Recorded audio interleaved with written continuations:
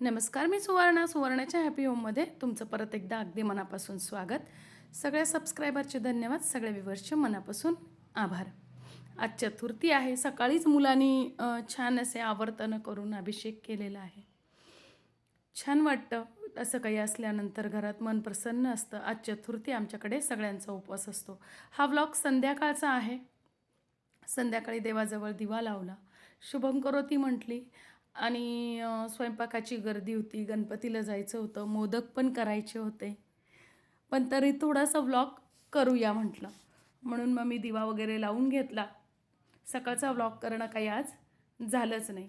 आणि दिवा लावल्यानंतर घाईघाई स्वयंपाकाला सुरुवात केली. स्वयंपाकाला सुरुवात करायची तर आपल्याला घाई पण असते आणि स्वयंपाक पण करायचा असतो, म्हणून पटपट पटपट सुरुवात करून दिली. तर बघा, सगळ्यात पहिल्यांदा मी भाजी चिरून ठेवली. ज्या भाजीत ज्या कढईमध्ये भाजी टाकायची होती ना, त्याच कढईत पटकन खोबरं किसून भाजून घेतलं, म्हणजे वेगळी कढई करायला नको. आणि मग त्याच कढईत भाजी टाकून घेतली. अशाने काय होतं, आपला वेळही वाचतो आणि गॅसही वाचतो. शिवाय आपल्याला परत परत भांडे पण खूप होत नाही. भाजी टाकणं झाली एकीकडे, लगेच एकीकडे गूळ चिरून घेतला खोबऱ्याला मोदकासाठी. म्हणजे आमच्याकडे गूळ खोबऱ्याचेच मोदक आवडतात.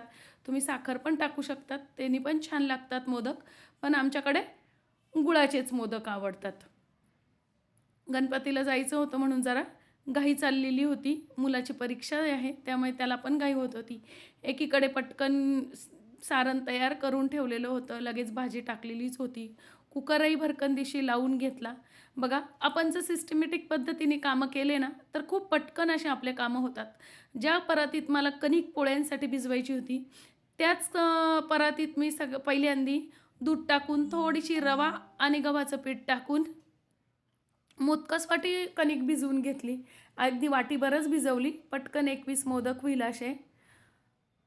ती थोड्या वेळ भिजू दिली, कारण त्यात रवा टाकलेला होता. आणि त्याच परातीत आता मी लगेच कणिक भिजवून घेणार आहे. बघा, आपण जर प्लॅनिंग करून जर कामं केले ना, तर खूप छान कामं आपले पटकन होतात, कमी वेळेत आणि व्यवस्थित होतात.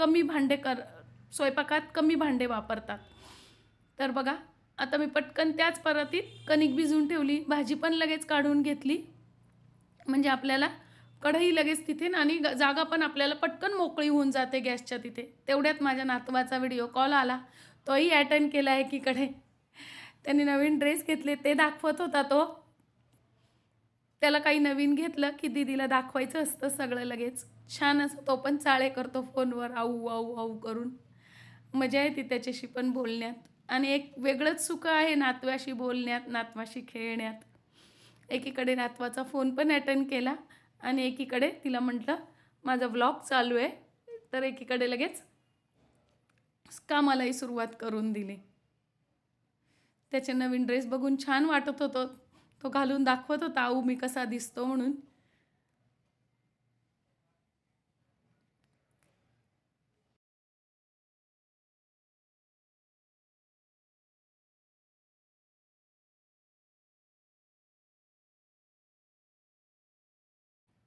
एकीकडे लगेच मोदकासाठी तेल तापायला ठेवलं आणि तिच्याशी बोलता बोलता मी लाट्याही करून घेतल्या.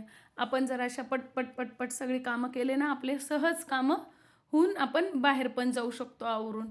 बऱ्याच बायकांना प्रॉब्लेम असतो की बाहेरच नाही निघणं होत, पण तुम्ही जर सिस्टमॅटिक पद्धतीने प्लॅनिंग करून काय करायचं आहे नक्की हे जर ठरवून केलं ना, तर आपले कामं पटकन आटोपून आपण बाहेर जाऊ शकतो. बघा, मी एकसारखे सगळे 21 पहिले लाट्या करून घेतल्या. लगेच 21 छोटे छोटे असे पातळ अशा पुऱ्या करून घेतल्या. अगदी पातळ केल्या होत्या, म्हणजे मोदक छान लागतो खायला.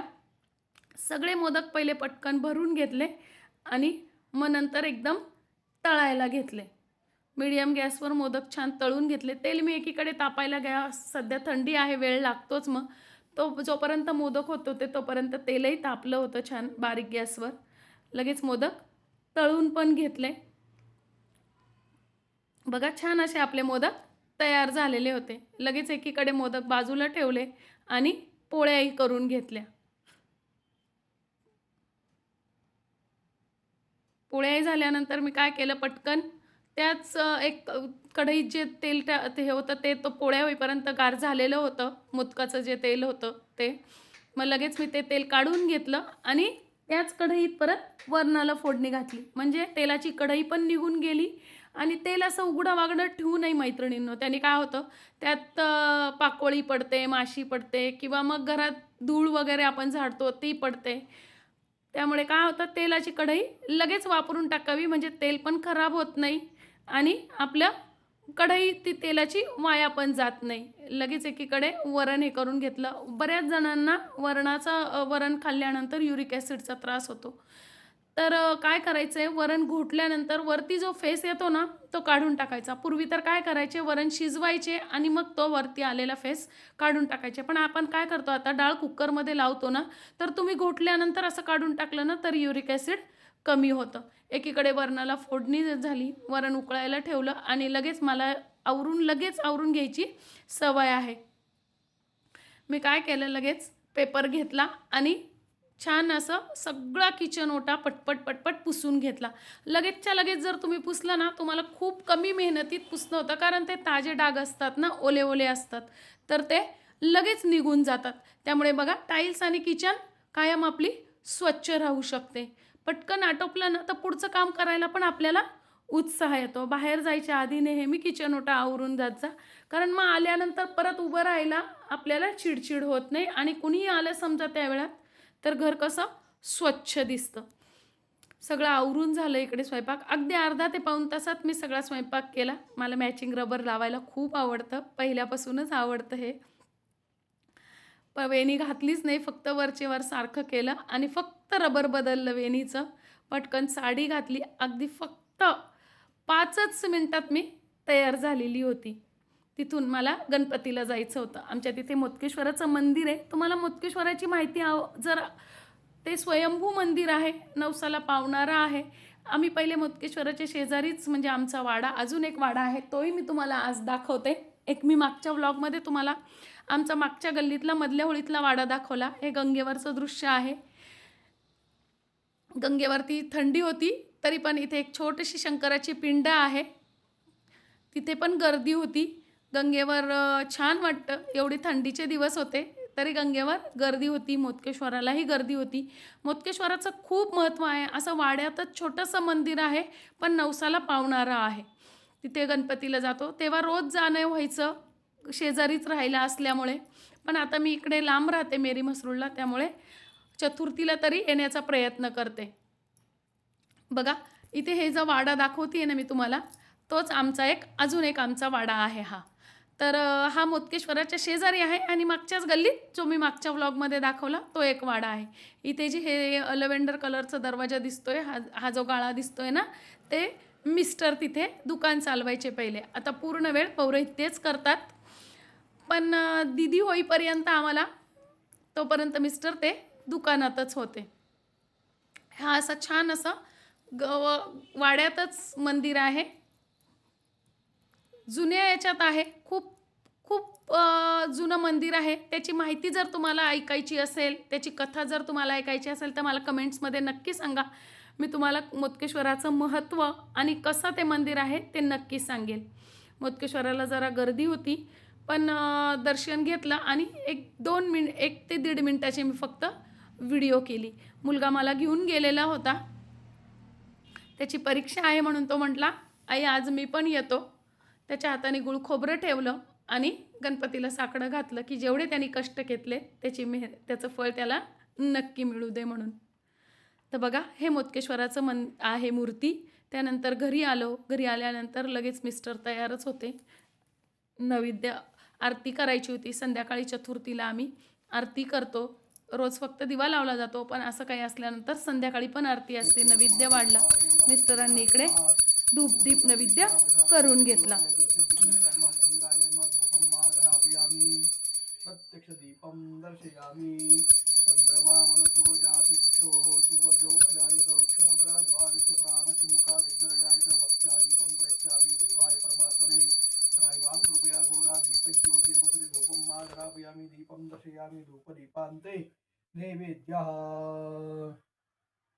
भौम चतुष्कोणमण्डलं कृत्वा नैवेद्यपात्रं निधाय दृष्टिदोषपरिहारार्थं तुलसीदलैः आच्छाद्य प्रप्रधातारन्तारिक उरिदन्नो देवी परेश्वर परिसत्यन्तर्दिन परशञ्चामि ओम प्राणाय स्वाहा अपानाय स्वाहा व्यानाय स्वाहा उदानाय स्वाहा समानाय स्वाहा ब्रह्मणे मा नैवेद्यं समर्पयामि